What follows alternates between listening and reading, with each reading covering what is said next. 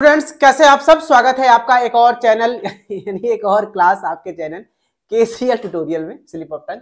ठीक है, आज हम लोग बात कर रहे थे, लास्ट लेक्चर में हमने बात किया था ओरल जो ड्रग्स के बारे में डिस्कस किया था, करेंगे हम लोगों ने लास्ट क्लास में एंटी डायबिटिक मेडिसिन में इंसुलिन की बात की थी कि नेचुरल इंसुलिन कितने प्रकार के होते हैं, कौन कौन से प्रिपरेशन होते हैं, डायबिटीज मेलिटस कितने प्रकार का होता है, कौन कौन से टाइप्स होते हैं, क्या कॉज होता है, हमने डिस्कस किया था। हमने कहा था अगली क्लास में इसको कंटिन्यू करते हुए हम बात करेंगे ओरल हाइपोग्लाइसेमिक ड्रग की, यानी कि जो शुगर की दवाइयां, डायबिटीज की दवाइयां टैबलेट के फॉर्म में ली जाती है। उसको समझने से पहले हमें समझने क्लासिफिकेशन, लेक्चर नंबर 38 है। सो आपका जो क्लासेस चल रही हैं वो आरआरबी फार्मासिस्ट की चल रही है, लेकिन ये क्लासेस इस हाई लेवल की हैं कि आप इसको drug inspector, UPSC drug inspector, GPAT के लिए भी प्रेफर कर सकते हैं। तो बेसिकली जो ड्रग है उसको दो कैटेगरी में क्लासिफाई कर सकते हैं। क्लासिफिकेशन अगर हम समझते हैं सबसे पहले, तो क्लासिफिकेशन अगर हम इसको पूरा का पूरा देखें तो दो कैटेगरी में हम क्लासिफाई कर सकते हैं। एक जो इंसुलिन के सिक्रीशन को इंक्रीज करे। देखिए, मैंने कहा था क्यों हो रहा है शुगर डायबिटीज, क्यों हो रहा है, क्योंकि या तो पर्याप्त मात्रा में इंसुलिन रिलीज नहीं हो पा रहा है बीटा सेल से। जब पर्याप्त मात्रा में इंसुलिन रिलीज नहीं हो पाएगा तो हमारी बॉडी में ये ऑटोमेटिक ग्लूकोज का लेवल ब्लड में बढ़ा रहेगा और वो सेल के अंदर ट्रांसपोर्ट नहीं हो पाएगा। या हमारे बॉडी में इंसुलिन तो है, लेकिन हमारी लाइफ स्टाइल इतनी सेडेंटरी हो गई है, हमारी लाइफ स्टाइल इतनी गंदी हो गई है, हमारा खाने पीने का हैबिट इतना खराब हो चुका है कि वो इंसुलिन रेजिस्टेंट हो चुका है, वो इंसुलिन अब काम नहीं कर रहा है। यानी एक कारण होता है इंसुलिन का कम हो जाना और दूसरा कारण होता है इंसुलिन का रेजिस्टेंट हो जाना। तो ओरल टैबलेट्स भी दो तरीके से काम करती है। एक वो टैबलेट होती है क्लासिफिकेशन में जो इंसुलिन के सिक्रीशन को बढ़ाती है, ये बीटा सेल को थप्पड़ मारेंगी, दबाएंगी, कॉन्ट्रैक्ट करेंगी और कहेंगी कि भैया ये दवाइयां लीजिए, इंसुलिन का लेवल बढ़ाती है। इन तरह के मेडिसिन को खाने का एक सबसे बड़ा नुकसान ये है कि ये मेडिसिन अगर किसी मरीज को 10-12 साल चल जाता है तो फिर उसे आखिरी में इंसुलिन इंजेक्शन पे ही शिफ्ट करना पड़ता है। क्यों? क्योंकि आप बीटा सेल को थप्पड़ मार मार के जितना उसकी पावर थी इंसुलिन निकलवा चुके हैं 10-12 साल में, अब वो बिल्कुल बनाना बंद कर देगा, तो हमें इंसुलिन पे शिफ्ट होना पड़ेगा। और दूसरा है जो इंसुलिन के रिलीज को तो अफेक्ट नहीं कर रहा है, वो बीटा सेल को प्रोपेगेट नहीं कर रहा है, लेकिन हमारे बॉडी में जो इंसुलिन का रेजिस्टेंट हो गया है, जो इंसुलिन है लेकिन वो काम नहीं कर रहा है, इफेक्टिवनेस खत्म हो गया है, उसको ठीक करने का काम करता है। दो कैटेगरी में हम क्लासिफाई करेंगे। चलिए दोनों को समझने की कोशिश करते हैं। पहली कैटेगरी जो है वो है drug that enhance insulin secretion, जो इंसुलिन के सिक्रीशन को बढ़ाते हैं, हम उस पर बात करेंगे। और उस कैटेगरी में जो पहला क्लासिफिकेशन है वो है सल्फोनिल यूरियाज। मैं आपको क्लासिफिकेशन के साथ साथ 2-3 पॉइंट्स और याद कराते चलूंगा ताकि आपको थोड़ा सा चीजें समझ में आ जाए, याद करने में इजी हो जाएगा। तो सल्फोनिल यूरियाज का मैकेनिज्म क्या है? ये पोटेशियम एटीपेज चैनल को ब्लॉक करते हैं। पोटेशियम एटीपी चैनल को, केएटीपी यानी पोटेशियम एटीपी चैनल को ब्लॉक करते हैं। जब ये चैनल ब्लॉक होता है तो आपका जो बीटा सेल होता है वो इंसुलिन के रिलीज को इंक्रीज करता है। ठीक है, कैसे काम करेगा? ये इंसुलिन के सिक्रीशन को बढ़ाता है बाय ब्लॉकिंग या closing the potassium ATP channel in beta cells. अब ये दवाइयां जो है वो दो कैटेगरी में जनरेशन में, सबसे पहली जो खोजी गई थी उसका नाम था टॉलब्यूटामाइड। ये फर्स्ट जनरेशन की सल्फोनिल यूरिया ड्रग है जिसका इस्तेमाल अब ना के बराबर होता है, बहुत कम होता है।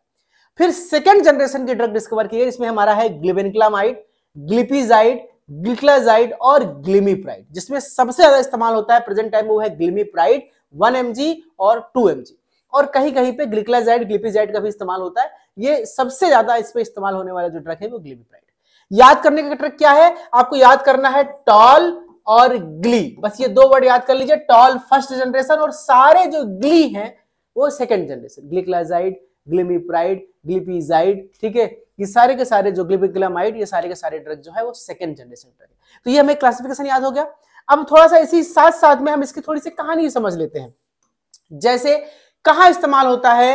ये टाइप 2 डायबिटीज में इस्तेमाल होता है, वो भी अर्ली स्टेज में। अगर किसी पेशेंट को शुरुआत हुआ है डायबिटीज का 30-35 एज के आसपास, तो उस केस में हम इसको इस्तेमाल करते हैं टाइप 2, क्योंकि अर्ली स्टेज में अभी आपका सेल जो है बीटा सेल इंसुलिन रिलीज करने में कैपेबल है, उसको थोड़ा सा फोर्स करके हम रिलीज करवा सकते हैं उसमें। इसका साइड इफेक्ट क्या है, एडवर्स रिएक्शन क्या है? हाइपोग्लाइसीमिया। क्योंकि अगर कभी कभी गलती से ज्यादा इंसुलिन रिलीज हो गया और आपके बॉडी में खाना कम है, ग्लूकोज कम है, तो आपके ब्लड ग्लूकोज को काफी डाउन कर देगा, तो हाइपोग्लाइसीमिया हो सकता है। और इस ड्रग को लंबे समय तक चलने पर एक बहुत बड़ा नुकसान वेट गेन का भी है, बॉडी में वेट गेन बढ़ने लगता है। ये दो एडवर्स रिएक्शन भी याद करते चलिए, साथ में सब कुछ याद करते चलिए, आगे आपको याद करने में दिक्कत नहीं होगी। दूसरी कैटेगरी है भाई साहब जिसका नाम है मेगलीटिनाइड, ध्यान दीजिएगा। तो सेकेंड कैटेगरी इज मेगलीटिनाइड, ठीक है। अब ये इसको क्या करते हैं, देखिए ध्यान दीजिएगा, ये खास तौर पे ड्रग इस्तेमाल की जाती है उन पेशेंट के लिए। देखिए दो प्रकार का सुपर, एक होता है आपका फास्टिंग ब्लड शुगर, जब आप सुबह खाली पेट ब्लड शुगर लेते हैं और वो 80 से लेकर 100 के बीच होना चाहिए। और एक होता है पीपी, पोस्ट पेरेंटल, यानी खाना खाने के 2 घंटे बाद, वो कहते हैं कि 120 के अंदर होना चाहिए। पहले 140 था, अब डॉक्टर ने 120 कर दिए हैं ताकि शुगर के मरीज बढ़ गए। तो ये इसके बीच में होना चाहिए, फिलहाल 120 के अंदर एज पर बुक, 140 पहले था। तो अब अगर इससे ज्यादा है तो किसी किसी व्यक्ति में देखा जाता है कि खाली पेट उसका शुगर तो ठीक ठाक रहता है, लेकिन खाने के बाद उसका शुगर काफी बढ़ जाता है। तो ऐसे व्यक्ति के साथ जिसके खाने के बाद शुगर का लेवल बढ़ जाता है, यानी उसके इंसुलिन का लेवल कम है, उस केस में हम मेगलीटिनाइड ड्रग का इस्तेमाल करते हैं। ध्यान दीजिएगा, इसमें 2 ड्रग हैं, एक है ग्रेपाग्लिनाइड और एक है नेटिग्लिनाइड। नाम लिखिएगा, रेपा और नेटिग्लिनाइड, ठीक है। ये 2 चीज याद रखिएगा। इसकी जो इसका जो खाने का ट्रिक है, वो इसको याद करने का ट्रिक याद करिएगा। नाटी रूपा एक लड़की है, बहुत छोटी हाइट की है और हमेशा खाना खाने के बाद वो नाचने लगती है। तो नाटी रूपा खाना खाने के बाद देते हैं, यानी सॉरी खाना खाने के बाद काम करना होता है, खाने से पहले देते हैं, हमेशा खाने से आधे घंटे पहले देते हैं ताकि ये पीपी को मेंटेन रखे। तो नाटी का मतलब नेटिग्लिनाइड और रूपा का मतलब रेपाग्लिनाइड। ध्यान दीजिएगा, नाटी रूपा इसका ट्रिक है याद करने का। और बेसिकली कैसे काम करता है, ये रैपिड एक्शन काम करता है, शॉर्ट एक्टिंग, और इंसुलिन के सिक्रीशन को बढ़ाता है। किसके लिए बेस्ट यूज है, पीपी हाइपरग्लाइसीमिया, जिसका शुगर खाने के बाद बढ़ता है, उसके लिए बेस्ट है ये। और इसके भी साइड इफेक्ट है, ये है माइल्ड हाइपोग्लाइसीमिया।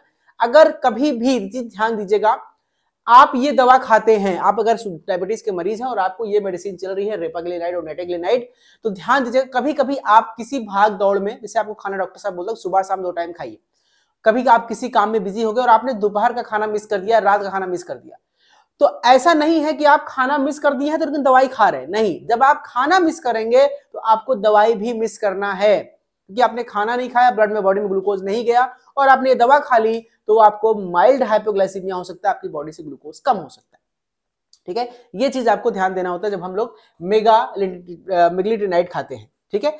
अगली कैटेगरी का ड्रग है, this is a GLP-1 receptor agonist. ये इंजेक्टेबल होते हैं, ये इंजेक्शंस के फॉर्म में आते हैं, अक्सर खास तौर पे वार्ड वगैरह में यूज करते हैं, टैबलेट्स के फॉर्म में कम आती है। इसका नाम है एक्सेनिटाइड और लीराग्लूटाइड। ध्यान दीजिएगा, एक्सेनिटाइड और लीराग्लूटाइड ये ड्रग है, GLP-1 रिसेप्टर एगोनिस्ट होते हैं। ये इंसुलिन के सिक्रेशन को बढ़ाते हैं और बॉडी में ग्लूकागॉन के रिलीज को कम करते हैं। गामा सेल से ग्लूकागॉन, अल्फा सेल से ग्लूकागॉन के रिलीज को कम करते हैं, गैस्ट्रिक इंपटिंग को थोड़ा सा स्लो कर देते हैं। इसका बेनिफिट क्या है, वेट लॉस में हेल्प करता है और लो हाइपोग्लाइसीमिया का रिस्क इसके साथ भी। जितने भी ड्रग जो इंसुलिन के रिलीज को बढ़ाते हैं वो सारे के सारे का एक खास साइड इफेक्ट है, हाइपोग्लाइसीमिया कॉज करता है, ठीक है। ये आपका GLP-1 रिसेप्टर एगोनिस्ट हो गया। अगला है DPP-4 ये सबसे इंपॉर्टेंट ड्रग है, क्योंकि प्रेजेंट टाइम में डॉक्टर्स की सबसे पहली चॉइस और सबसे ज्यादा इस्तेमाल करने वाली ड्रग है DPP-4, क्योंकि इसका जो साइड इफेक्ट है बाकियों के कंपैरिजन में बहुत कम है। DPP-4 इनहिबिटर जो है कौन कौन से ड्रग है, सारे ग्लिप्टिन्स, याद करिए सारे जो ग्लिप्टिन्स है, ये इसका ट्रिक है याद करने का, सीटाग्लिप्टिन, विल्टाग्लिप्टिन, सैक्साग्लिप्टिन, एलोग्लिप्टिन और लीनाग्लिप्टिन। लीनाग्लिप्टिन मार्केट में ट्रेजेंटा के नाम से बिकता है, याद कर लीजिए, बहुत इंपॉर्टेंट है, ये क्वेश्चन पूछा गया है। मार्केट में लीनाग्लिप्टिन ट्रेजेंटा के नाम से बिकता है, ठीक है। विल्टाग्लिप्टिन गैलवास के नाम से बिकता है, गैलवास, ठीक है। और सीटाग्लिप्टिन जानू के नाम से मिलता है, जानू, ठीक है, जेनुबिया बोलते हैं इसको, तो जानू मेट याद करते हैं, जानू। और सीटाग्लिप्टिन मार्केट में ब्रांड नेम जानू के नाम से, विल्टाग्लिप्टिन गैलवास के नाम से, लीनाग्लिप्टिन ट्रेजेंटा के नाम से बिकता है। ये याद कर लीजिए, क्वेश्चन में पूछा गया है। बेसिकली कैसे काम करते हैं, ये हमारे बॉडी में इंक्रिटिन के ब्रेक डाउन को रोकते हैं, याद करिएगा। DPP-4 कैसे काम करते हैं, इंक्रिटिन एक ऐसा मॉलिक्यूल है जिस जब ये टूटता है तो ऑटोमेटिक बॉडी में शुगर का लेवल बढ़ने लगता है। तो जब ये इंक्रिटिन के ब्रेकडाउन को कम करते हैं तो GLP-1 का लेवल बढ़ता है और इंसुलिन का सिक्रीशन बढ़ने लगता है, ठीक है। क्योंकि इंक्रिटिन जो है वो इंसुलिन का एनालॉग होता है और जब इंक्रिटिन का संख्या बॉडी में बढ़ती है तो इंसुलिन ऑटोमेटिक रिलीज कम हो जाता है उसको बैलेंस करने के लिए। तो जब इंक्रिटिन का ब्रेक डाउन करेगा, इंक्रिटिन नहीं बनेगा, इंक्रिटिन का लेवल घटेगा तो इंसुलिन का लेवल ऑटोमेटिक बढ़ने लगता है। इसका साइड इफेक्ट क्या है, हेडेक और माइल्ड इन्फेक्शन, ज्यादा कोई खास दिक्कत नहीं है। वेट जो है सबसे खास बात है कि इसके साथ बढ़ता नहीं है अगर आप ग्लिप्टिन्स का इस्तेमाल करते हैं, ठीक है, ये अगली कैटेगरी थी हमारी, फोर्थ कैटेगरी। अब हम आगे बात करते हैं दूसरी क्लासिफिकेशन, जो हमारे बॉडी में इंसुलिन रेजिस्टेंस को कम करते हैं। पहला आपने देखा वो सारे ड्रग्स जो हमारे बॉडी में क्या कर रहे थे, इंसुलिन के रिलीज को बढ़ा रहे थे। दूसरा, इंसुलिन के रिलीज को नहीं बढ़ाएगा लेकिन इंसुलिन के रेजिस्टेंस को कम करेगा, यानी इंसुलिन जो पर्याप्त मात्रा में है उसको इस योग्य बनाएगा कि वो आपका रिलीज कर सके। इसमें पहली कैटेगरी है बिगुआनाइड। बिगुआनाइड सबसे खास कैटेगरी है, सबसे ज्यादा दुनिया में बिकने वाली ड्रग है मेटफॉर्मिन, वो इसी कैटेगरी में आता है बिगुआनाइड में। मेटफॉर्मिन कैसे काम करता है, ये एएमपी के, ठीक है, ये एएमपी के पाथवे को एक्टिवेट करता है, जिससे हमारी बॉडी में जो हिपैटिक ग्लूकोज आउटपुट है वो घट जाता है और इंसुलिन सेंसिटिविटी बढ़ जाती है। होता क्या है हमारी बॉडी में, जब हमारी बॉडी में खाना सेल्स के अंदर ग्लूकोज नहीं पहुंचता है तो हमारा बॉडी क्या करता है, लीवर के जरिए by the process of glucogenosis, gluconeogenesis, glycogenesis, ये ग्लूकोज बनाने लगता है। एक तो हमारे शुगर में, ब्लड शुगर में पहले से ग्लूकोज भरा हुआ है, अब लीवर भी ग्लूकोज बनाने लगा तो शुगर काफी बढ़ जाता है। मेटफॉर्मिन बेसिक दो काम करता है। पहला काम, ये ग्लूकोज से नए, लीवर से नए ग्लूकोज के फॉर्मेशन को बंद कर देता है और इंसुलिन की सेंसिटिविटी को बढ़ा देता है। अगर आप बिगुआनाइड्स खा रहे हैं और साथ में थोड़ा सा एक्सरसाइज कर रहे हैं, वॉकिंग कर रहे हैं, तो ये सेंसिटिविटी और अच्छी हो जाती है। ठीक है, बेनिफिट्स क्या है, कोई भी हाइपोग्लाइसीमिया का इफेक्ट नहीं देखा जाता है क्योंकि ये इंसुलिन के रिलीज को नहीं बढ़ा रहा है, बस इंसुलिन की सेंसिटिविटी को बढ़ा रहा है। वेट लॉस में हेल्प करता है या न्यूट्रल वेट लॉस नहीं होता। एक सबसे बड़ी दिक्कत क्या है, क्योंकि हमारी बॉडी में ये जीआई अपसेट, पेट खराब हो सकता है, आपको हो सकता है पेट में बहुत गैस बने और लैट्रिन वगैरह शुरू हो जाए, लूज मोशन शुरू हो जाए, ये जीआई अपसेट कर सकता है मेटफॉर्मिन। दूसरा एक बहुत बड़ा कारण है वो है लैक्टिक एसिडोसिस, ये बहुत डेंजरस है। लैक्टिक एसिडोसिस अगर किसी बॉडी में हो गया, ये बहुत रेयर है, सब में नहीं होता, किसी किसी में होता है, और जिसमें होता है वो डेथ का भी कारण बन सकता है क्योंकि लीवर, किडनी, ब्रेन सबको डैमेज करने लगता है। तो लैक्टिक एसिडोसिस इसका सीरियस कंसर्न है लेकिन बहुत रेयर देखा गया है, लाखों में एक आध पेशेंट के साथ ये देखा गया है। ठीक है, अब अगली कैटेगरी है इसी में, दिस इज अ थायाजोलिडीन डेरिवेटिव। अब थायाजोलिडीन डेरिवेटिव का जो ड्रग है वो है पायाग्लिटाजोल। पायोग्लिटाजोल याद रखिएगा, ये भी वैसे ही काम करता है। कैसे काम करेगा, ये इंसुलिन की सेंसिटिविटी को बढ़ाता है by the activating PPAR gamma. PPAR gamma को एक्टिवेट करता है, बस याद कर लो क्या है, पीपीएआर गामा को एक्टिवेट करेगा। पायो से पीपी याद कर लो, पायो से पीपी को एक्टिवेट करेगा और इंसुलिन सेंसिटिविटी को बढ़ाएगा। एडवर्स इफेक्ट क्या है, वेट गेन के चांसेस में होते हैं, एडिमा हो सकता है, हाथ पैर में सूजन हो सकता है, हार्ट फेलियर का रिस्क हो सकता है और फ्रैक्चर्स। तो एक चीज याद करना है आपको, अगर कोई व्यक्ति सीएचएफ का पेशेंट है, हार्ट फेलियर का पेशेंट है, कार्डियक पेशेंट है, उसे कभी भी थायोजोलिडीन या पायोग्लिटाजोल ड्रग नहीं दीजिएगा। आपके साथ कोई मरीज आ जाए जिसको शुगर का मरीज है और उसको हार्ट का भी मरीज है, हार्ट फेलियर है, कुछ भी सीएचएफ की प्रॉब्लम है, बाबा गलती से भी उसको पायोग्लिटाजोल मत देना।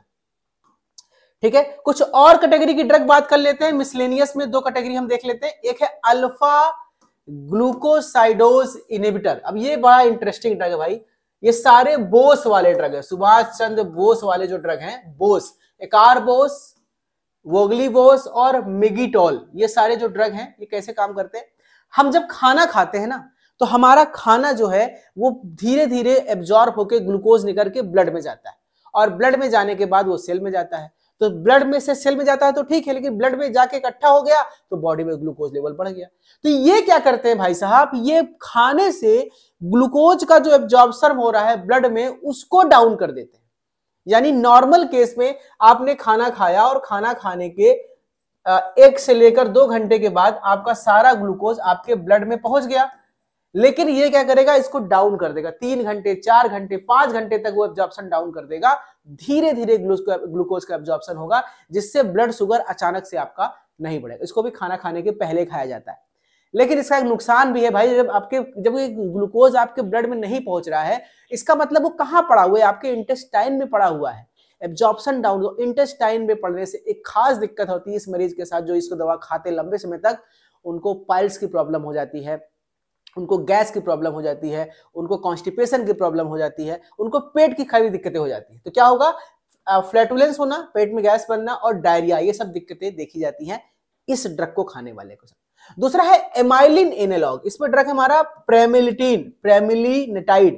क्या करता है, ये हमारी बॉडी में ग्लूकागॉन के रिलीज को डाउन करता है, जिससे ग्लास्टिक इंपटिंग घटती है। ये भी इंजेक्टेबल के फॉर्म में आते हैं। ठीक है, ये हमारा भाई हमारे बॉडी में नए ग्लूकोज के फॉर्मेशन को रोकता है। अगले कुछ और भी ड्रग है जैसे कि डोपामिन एगोनिस्ट। अब ये डोपामिन एगोनिस्ट का रोल शुगर में तो नहीं होना चाहिए, लेकिन ये कैसे काम करता है, ब्रोमोक्रिप्टिन जो है ये डोपामिन D2 एगोनिस्ट होता है। आपने इसको पढ़ा था एंटीसाइकोटिक ड्रग में, एंटी एंजाइमल ड्रग में। ये कैसे काम करता है, जब ये डोपामिन का रिलीज, जब डोपामिन हम देते हैं तो ये डोपामिन के रिलीज को बढ़ाता है, जिससे डोपामिन जब रिलीज बढ़ता है तो इंसुलिन का रेजिस्टेंस घटता है। एक्चुअली डोपामिन इंसुलिन के साथ हेल्प करता है, इंसुलिन के रेजिस्टेंस को कम करता है। वहीं पे अगला ड्रग है SGLT2 इनहिबिटर, ये है डापाग्लिफ्लोजिन। ठीक है, इसमें दो ड्रग आती है, डापाग्लिफ्लोजिन और एम्पाग्लिफ्लोजिन। ये दो ड्रग आती है, इसको नाम याद कर लो, एक ड्रग नहीं लिखा यहाँ पे, डापाग्लिफ्लोजिन और एम्पाग्लिफ्लोजिन। ये SGLT2 इनहिबिटर्स होते हैं। ये कैसे काम करते हैं, ये आपके यूरिन में ग्लूकोज के सिक्रीशन को बढ़ा देते हैं। यानी आप खाना खाते हैं, खाने से ड्रग एब्जॉर्ब होकर ग्लूकोज कहां जाता है, आपके ब्लड में, और ब्लड में ही बढ़ा रहता है। तो ये ब्लड से जब आप कभी क्या करते हैं, जब फिल्ट्रेशन होता है तो ग्लूकोज निकल के वापस आ जाता है, तो ग्लूकोज का फिल्ट्रेशन बढ़ा देता है, यानी किडनी के जरिए काम करेगा और आपके यूरिन में ग्लूकोज का सिक्रीशन बढ़ा देगा ताकि ब्लड में ग्लूकोज की मात्रा कम हो जाए। इसका साइड इफेक्ट आप जानते हैं, यूरिन आपका मीठा हो जाएगा, यूरिन में ग्लूकोज बढ़ जाएगा तो आपको यूरिन इन्फेक्शन हो सकते हैं। वेट लॉस बेनिफिट्स हैं, ब्लड प्रेशर डाउन करता है, यूटीआई हो सकता है, मैंने कहा ना आपके यूरिन में इन्फेक्शन होगा, यूटीआई हो सकता है आपको, और जेनाइटल इन्फेक्शंस हो सकते हैं क्योंकि जेनाइटल्स में ग्लूकोज जब ज्यादा निकलेगा वहां पे इन्फेक्शन के चांसेस ज्यादा हैं। तो SGLT2 के साथ ये दिक्कतें देखी गई हैं। मैंने आपको क्लासिफिकेशन के जरिए ही कोशिश किया है कि सब कुछ एक साथ मैकेनिज्म समझा दें, एक साथ पूरी कहानी समझा दें। अब इन सभी को डिटेल में, ब्रीफ में अगर आप पढ़ना चाहते हैं, देखिए मैंने आपको सारा ड्रग्स जो है, classification, adverse drug reaction, side effect, ये सब हमने पढ़ा दिया। अब यही चीज आपको मैं अलग अलग पढ़ाऊंगा। सबसे पहला है सल्फोलिन यूरियाज, शॉर्ट फॉर्म में SUs कहते हैं, जो पोटेशियम ATP चैनल को ब्लॉक करते हैं। मैंने आपको बताया था कैसे काम करेंगे, इसका मैकेनिज्म बताया थोड़ी देर पहले कि ये SUR1 रिसेप्टर से बाइंड करते हैं, और जब ये बाइंड करते हैं, ये SUR रिसेप्टर कहां पाया जाता है, ये KU-ATP चैनल का एक पार्ट है, पोटेशियम ATP चैनल का जो कि बीटा सेल में पाया जाता है उसका एक पार्ट है। उसमें SUR रिसेप्टर से बाइंड करके बीटा सेल पे क्या करता है, पोटेशियम के इफ्लेक्स को डाउन करता है, यानी पोटेशियम का इफ्लेक्स कम करेगा, जिससे सेल, बीटा सेल डीपोलराइज होता है, कैल्शियम आयन उसके बदले में इन्फ्लक्स होता है, और उस कारण से एक्सोसाइटोसिस होता है और इंसुलिन का रिलीज बीटा सेल से बढ़ता है। वहां पे कॉन्ट्रैक्शन होगा इंसुलिन का, इंसुलिन सेल का निचोड़ा जाएगा और इंसुलिन निकलेगा। जब ये इंसुलिन निकलता है तो लो ग्लूकोज पर भी ये निकलेगा, इसलिए हाइपोग्लाइसीमिया के चांसेस होते हैं। ठीक है, मेजर एक्शन मैंने बताया, ग्लूकागॉन को रिलीज करता है, बाकी हिपैटिक इंसुलिन डिग्रेडेशन घटाता है। लॉन्ग टर्म इस्तेमाल करने पर ये एक्स्ट्रा पैनक्रियाटिक सेंसिटाइजेशन कॉज कर सकता है। इंसुलिन, मैंने कहा ना, बहुत लंबे समय तक यूज करने पर पैनक्रियाज पे इफेक्ट आएगा और कुछ सालों बाद आप इंसुलिन पे शिफ्ट हो जाएंगे। ठीक है, फार्माकोकाइनेटिक की बात करें तो ये टैबलेट सारे जो है, ग्लिमिप्राइड, ग्लिक्लाजाइड, सारे के सारे वेल एब्जॉर्ब होते हैं, प्रोटीन बाइंडिंग 90% के आसपास होती है, लिवर में मेटाबोलाइज होता है, और हिपैटिक या रीनल डिजीज कॉज कर सकता है। ये ड्रग इंटरेक्शन की बात कर ले, जितने भी आपके ड्रग हैं सल्फोलिन यूरियाज, जैसे कि ग्लिमिप्राइड, ग्लिक्लाजाइड, ग्लिप्रिक्लामाइड, ये सारे के सारे कैसे आपके इंटरेक्शन करते हैं कुछ कुछ ड्रग से। अगर आप ये प्रोटीन बाइंडिंग, अगर आप इसको फेनाइल ब्यूटाजोन, सैलिसिलेट या सल्फोनामाइड ड्रग के साथ इसको आप खाते हैं तो ये क्या करेगा, प्रोटीन को डिस्प्लेस कर सकता है, प्रोटीन बाइंडिंग को इफेक्ट करेगा। अगर आप इसको साइमेटिडीन, कीटोकोनाजोल, क्लोरफेनिकोल या वारफेरिन के साथ इस ड्रग का इस्तेमाल कर रहे हैं तो इन सभी ड्रग की मेटाबॉलिज्म इफेक्ट हो सकती है। ये इसका इंटरेक्शन है। और कुछ कुछ ये सिनर्जिस्टिक इफेक्ट भी देता है, जैसे कि अगर आप बीटा ब्लॉकर के साथ, अल्कोहल के साथ ये ड्रग आप खाते हैं तो सिनर्जिस्टिक इफेक्ट देगा, क्योंकि ये सारे ड्रग भी आपके ब्लड ग्लूकोज को डाउन करते हैं और वो भी ब्लड ग्लूकोज को डाउन कर रहा है, तो इसका सिनर्जिस्टिक इफेक्ट आने पर ब्लड ग्लूकोज काफी डाउन हो सकता है, हाइपोग्लाइसीमिया हो सकता है। ठीक है, अब कौन कौन से ऐसे ड्रग हैं जो सल्फोनिल यूरियाज के साथ खाने पर सल्फोनिल यूरियाज ड्रग का असर कम हो जाता है, जैसे आपके फिनोबार्बिटोन और फेनिटोइन, ये रिफाम्पिसिन, ये ड्रग खाने पर एंजाइम इंड्यूसर की तरह काम करते हैं। एंजाइम ज्यादा इंड्यूस होगा तो आपका सल्फोनिल यूरिया ड्रग जल्दी मेटाबोलाइज हो जाएगा और बॉडी में उसका एक्शन कम हो जाएगा। वहीं पे अगर हम यहाँ पे कार्टिकोस्टेरॉइड, थायराइड ये ड्रग इस्तेमाल करते हैं तो ये भी हमारे बॉडी में इंसुलिन के रिलीज को कम करता है, इनका अपोजिट काम करता है। तो ये हमने देख लिया पूरा सल्फोनिल यूरियाज का ड्रग इंटरेक्शन। अब एडवर्स इफेक्ट मैंने बताया था, मेन आपका होता है hypoglycaemia, weight gain, GI upset, hyper sensitivity reaction भी कभी कभी देखा गया है, और एल्कोहल के साथ अगर आप इसको लेते हैं तो ये डाइसल्फिराम की तरह असर करता है आपका सल्फोनिल यूरिया। क्लिनिकल यूज क्या है, ये टाइप 2 डायबिटीज के लिए इस्तेमाल करते हैं हम लोग। बहुत बूढ़े या किडनी वाले पेशेंट के साथ आपको अवॉइड करना चाहिए, ग्लिमिप्राइड नहीं देना चाहिए। और प्रेगनेंसी के लिए सेफ है या नहीं, जी हाँ, ये बिल्कुल भी सेफ नहीं है। आप प्रेगनेंसी में किसी भी प्रकार की मेडिसिन देने से बेहतर है आप मरीज को इंसुलिन की तरफ ले जाएं, इंसुलिन इंजेक्शन लगाएं, ये सब दवाइयां सेफ नहीं है। अब अगली कैटेगरी की ड्रग है मेग्लिटिनाइड। मैंने बताया था मेग्लिटिनाइड क्या होते हैं, ये भी पोटेशियम एडीपी चैनल ब्लॉकर होते हैं। मैंने बताया था ये भी कैसे काम करेंगे, सेम जैसे आपका सल्फोलिन यूरियाज कर रहे थे, ये एसयूआर रिसेप्टर से बाइंड करेंगे, लेकिन डिफरेंट साइड पे, जैसे वहां पे बाइंड किया था उससे डिफरेंट साइड पे बाइंड करेगा। और काम क्या करता है, उससे तेज काम करता है, रैपिड ऑनसेट है, शॉर्ट ड्यूरेशन है, लेकिन खाने से पहले खाते हैं। ये आपके पीपी ग्लूकोज कंट्रोल करता है, खाने के बाद वाले शुगर को कंट्रोल करता है। अगर आपने खाना नहीं खाया तो आपको दवा भी नहीं खानी है, स्किप करना है, ठीक है। हाइपोग्लाइसीमिया एक्शन सल्फोनिन यूरिया से कम होता है, side effect weight gain, headache बताया था, ठीक है। अब इसमें जो नेटिग्लिनाइड है ये क्या करता है, ये फेज 1 इंसुलिन रिलीज को कंट्रोल करता है बेहतर, ठीक है। 10 मिनट पहले खाना होता है, खाने से पहले, और फास्टिंग ग्लूकोज पे इसका काम कम है, पीपी ग्लूकोज पे इसका काम ज्यादा है। भाई अगला ड्रग है हमारा GLP-1 रिसेप्टर एगोनिस्ट, जिसको हम एनक्रेटिन मिमेटिक्स कहते हैं। और इसमें हमारा GLP-1 में ये कैसे काम करेगा, ये भी मैकेनिज्म आपको बताया था। ये ग्लूकोज डिपेंडेंट इंसुलिन रिलीज को बढ़ा देता है, इंसुलिन का लेवल बढ़ता है, ग्लूकागॉन का लेवल कम करता है। जब ऑटोमेटिक कम करेगा तो गैस्ट्रिक एपेटाइट करेगा, वेट लॉस करेगा, भूख लगना थोड़ी सी कम हो जाती है, या तो ओवर ईटिंग बंद होती है, खाना आदमी कम खाता है, ठीक है। और बेटा सेल को प्रोटेक्ट भी करता है, ठीक है। ये एक्सटेनाइड का हो गया, लैरेटिनाइड हो गया, दोनों का सेम काम है, वैसे बताया था। DPP-4 बताया था आपको इनहिबिटर कैसे काम करते हैं, मैंने कहा DPP-4 ये हमारी बॉडी में DPP-4 इनहिबिटर जो होते हैं GLP-1 और GLP के लेवल को बढ़ाते हैं, ठीक है। इससे क्या होता है, जब ये काम करता है तो ये इंक्रेटिन के लेवल को ब्रेक डाउन करते हैं, उससे इंसुलिन का लेवल बढ़ता है, ग्लूकागॉन का लेवल घटता है, और इस तरह से काम करते हैं। उसमें सीटाग्लिप्टिन क्या है, ये आपके बॉडी में कॉम्पिटिटिव इनहिबिटर की तरह काम करता है। यूरिन में कभी कभी अनचेंज्ड भी निकल जाता है, इसलिए जो व्यक्ति रीनल पेशेंट होते हैं, ध्यान दीजिएगा, किडनी के पेशेंट को जब भी सीटाग्लिप्टिन देते हैं तो हमें उसके डोज को एडजस्ट करना पड़ता है। एडवर्स इफेक्ट क्या है, नेजोफेरेंगाइटिस, हेडेक, रैशेस हो सकते हैं, पैनक्रियाटिस भी देखा गया है किस किस पेशेंट में, ये रेयर थोड़ा सा है। वही विल्टाग्लिप्टिन की बात करें तो ये कोवेलेंट बाइंडिंग करता है, लॉन्ग एक्टिंग है, देर तक काम करता है, लीवर में मेटाबोलाइज होता है, और इसका हेपेटोटॉक्सिसिटी भी क्यों इसका मेजर साइड इफेक्ट है। वही सॉक्साग्लिप्टिन की बात करें तो इसका मेटाबॉलिज्म CYP3A4 ये सारा होता है, ठीक है, एक्टिव मेटाबोलाइट होता है। बिगुआनाइड की बात करें, मैंने बताया था मैकेनिज्म, पूरा का पूरा मैकेनिज्म बताया था कि ये AMP के एक्टिवेशन करते हैं। हिपैटिक ग्लूकोनियोजेनेसिस, मेटफॉर्मिन कैसे काम करते हैं, आपकी बॉडी में जो एक्स्ट्रा ग्लूकोज बन रहा है लीवर से उसको कम करते हैं, ग्लूकोनियोजेनेसिस को कम करते हैं, इंसुलिन के सेंसिटिविटी को बढ़ाते हैं, पेरिफेरल ग्लूकोज के यूटिलाइजेशन को बढ़ाते हैं, लाइपोजेनेसिस कम करते हैं, इंटेस्टाइनल ग्लूकोज के एब्जॉर्प्शन को कम करते हैं, लिपिड प्रोफाइल को इंप्रूव करते हैं। तो इसमें हाइपोग्लाइसीमिया के सिम्टम नहीं देखे जाते, मैंने आपको थोड़ी देर पहले ही बताया था। एडवर्स इफेक्ट क्या बताया था आपको कि जीआई अपसेट कॉज कर सकता है, नोजिया, डायरिया भी कॉज कर सकता है मेटफॉर्मिन, क्योंकि पेट को खराब करता है। लैक्टिक एसिडोसिस इसका रेयर फिनोमिना है, लेकिन ये लीथल हो सकता है, heart failure, kidney failure chances बढ़ते हैं। विटामिन B12 की कमी होती है जो लोग आपके मेटफॉर्मिन खाते हैं। Contraindication, kidney failure, liver disease, hypoxia, heart failure, alcoholism, इन सब केसेस में मेटफॉर्मिन अवॉइड करना चाहिए। एडवांटेज क्या है, वेट लॉस करेगा, हाइपोग्लाइसीमिया नहीं होता है, माइक्रो या माइक्रोवेस्कुलर कॉम्प्लिकेशंस नहीं होते हैं, फर्स्ट लाइन थेरेपी है, यानी आपको शुगर हुआ सबसे पहले डॉक्टर मेटफॉर्मिन से ही स्टार्ट करता है, ठीक है। और किसी भी ड्रग के साथ कंबाइन कर सकते हैं, किसी भी प्रकार का इंटरेक्शन नहीं होता है।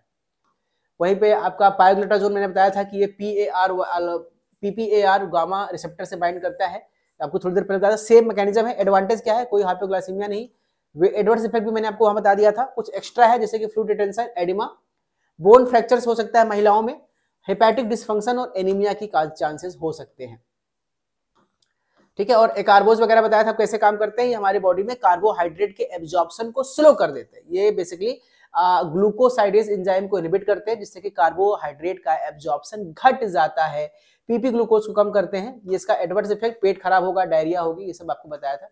एडवांटेज, वेट आपका कोई ना घटेगा ना बढ़ेगा, हाइपोग्लाइसीमिया भी नहीं होता, और प्री डायबिटिक पेशेंट के लिए बहुत अच्छी दवा है एकार्बोज, ठीक है। अब थोड़ा सा एक बार शॉर्ट फॉर्म में पढ़ लेते हैं, सारे ड्रग का ये टेबल है, आप देख लीजिएगा, जितने भी टेबल है मैंने उसका hypoglycaemia effect, weight effect, main target और की यूज जो है एक टेबल के जरिए आपको समझा दिया है। अगर आप पूरा एक बार पढ़ने के बाद इस टेबल को रिवाइज कर लेंगे तो आपको चीजें एकदम क्लियर हो जाएंगी। ऑलरेडी नोट्स में मैंने दे दिया है, बहुत शॉर्ट फॉर्म में दिया है, बहुत इंपॉर्टेंट नोट्स दिया है, एक बार देख लीजिएगा। चलिए एमसीक्यूज देख लेते हैं। अगर आपको क्लासेस पूरी खत्म कर ली है तो एमसीक्यूज आपको इजीली समझ में आ जाएंगे। देख लेते हैं कि कौन कौन से एमसीक्यूज हैं। ठीक है, तो सल्फोनिल यूरियाज जो है वो आपके बॉडी में बेसिकली कैसे काम करते हैं? इंसुलिन सिक्रीशन को बढ़ाते हैं बाय किस रिसेप्टर से? एएमपी को एक्टिवेट करके, केएटीपी चैनल को ब्लॉक करके बीटा सेल में, GLUT4 को ट्रांसलोकेट करके, या अल्फा ग्लूकोसाइडेज। याद आ गया आपको? जी हाँ, ये केएटीपी चैनल को ब्लॉक करते हैं। Question number 2, which of the following is a second generation sulphonyl urea? आपको याद है क्लासिफिकेशन? 2 जनरेशन बताया था ना, एक टॉल था एक ग्ली था। तो ग्ली वाले सारे सेकंड थे, तो इसमें ग्ली वाला कौन दिख रहा है? टोलबुटामाइड फर्स्ट जनरेशन का है, क्लोप्रोमाइड इस तो है ही नहीं, टोलजामाइड तो है ही नहीं। ऑप्शन नंबर सी कही है, glibenclamide is the second generation sulfonylurea. Question number 3, a major adverse effect specific to sulfonylurea. सबसे ज्यादा साइड इफेक्ट क्या देखा गया है? लैक्टिक एसिडोसिस, ये मेटफॉर्मिन के साथ है, हाइपोग्लाइसीमिया, कीटोसिडोसिस या ब्रेडिकार्डिया। जी हाँ, हाइपोग्लाइसीमिया, ब्लड शुगर जो है काफी डाउन हो जाता है। Question number 4, which drug is most effective for postprandial hypoglycaemia? कौन सा ड्रग शॉर्ट ड्यूरेशन होता है और उस मरीज के लिए बेहतर है जिसका पीपी शुगर बढ़ा रहता है? मैंने आपको बताया था थोड़ी देर पहले, मेटफॉर्मिन, पायोग्लिटाजोन, रेबाग्लिनाइड या अकारबोस। ऑप्शन नंबर बी सही है, पायोग्लिटाजोन इस्तेमाल करते हैं हम लोग। Question number 5, GLP-1 receptor agonist कौन सा ड्रग है जिसमें GLP रिसेप्टर 1 एगोनिस्ट ड्रग के सारे लक्षण है एक को छोड़कर? वेट लॉस करना, गैस्ट्रिक एम्पटी को स्लो करना, ग्लूकागॉन के सिक्रेशन को बढ़ाना या ग्लूकोज डिपेंडेंट इंसुलिन के रिलीज को बढ़ाना। सारे हैं एक को छोड़कर, ये ग्लूकागॉन के रिलीज को घटाता है ना कि बढ़ाता है। ऑप्शन नंबर सी यहां पे सही है। Question number 6, which of the following is a major adverse effect of exenatide? Exenatide एक ड्रग है, उसका मेजर साइड इफेक्ट क्या, एडवर्स इफेक्ट क्या है? Hypoglycaemia, hypertension, severe nausea and vomiting, bone marrow suppression. जी हाँ, एक्सेनाटाइड जो है नोजिया वोमिटिंग सीवियर कॉज करता है क्योंकि जीआई अपसेट कॉज करता है। क्वेश्चन नंबर 7, सीटाग्लिप्टिन जो है हमेशा डोज एडजस्ट करना चाहिए किस प्रकार के मरीज के लिए? मैंने आपको बताया था कि इसका असर किडनी पे होता है, तो किडनी के साथ ये अनचेंज्ड निकल जाता है, इसलिए डोज एडजस्ट होता है। तो ऑप्शन नंबर बी सही यहाँ पे, रीनल इंपेयरमेंट के साथ। क्वेश्चन नंबर 8, मेटफॉर्मिन कैसे काम करता है? What is the mechanism? Stimulating insulin release, inhibiting hepatic gluconeogenesis, blocking intestinal glucose absorption only या स्टिमुलेटिंग पीएआर? तो बेसिकली देखा जाए तो ये हेपेटिक ग्लूकोजिनेसिस को भी काम करता है, लेकिन बेसिकली इसका काम जो है ग्लूकोज एब्जॉर्प्शन को ब्लॉक करता है। ऑप्शन नंबर सी इसका सही है। Question number 9, which adverse effect of metformin is rare but life threatening? Metformin का कौन सा साइड इफेक्ट रेयर है लेकिन जानलेवा है? मैंने आपको बताया थोड़ी देर पहले, याद ही? चारों ऑप्शन देखिए, क्लियर हो गया ना कॉन्सेप्ट? चारों ऑप्शन क्या था बताया था, बहुत अच्छा। जी हाँ, option number B, lactic acidosis.